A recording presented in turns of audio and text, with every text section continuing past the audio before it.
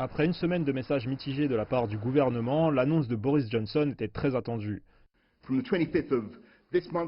nous sommes engagés à rouvrir les gymnases, les piscines et d'autres installations sportives au 25 juillet. À partir du 1er août, nous mettrons à jour nos conseils concernant l'activité professionnelle.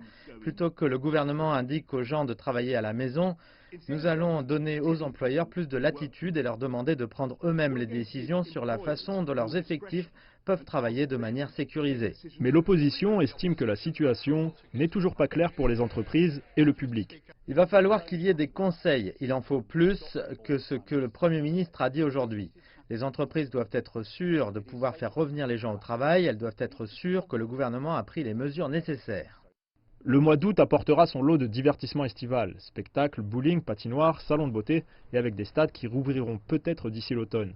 Mais les mises en garde sont nombreuses. Même avec l'engagement de pouvoir effectuer jusqu'à 1 demi-million de tests par jour d'ici octobre, les craintes persistent quant à la grippe hivernale qui entraînerait une deuxième vague de coronavirus dans son sillage.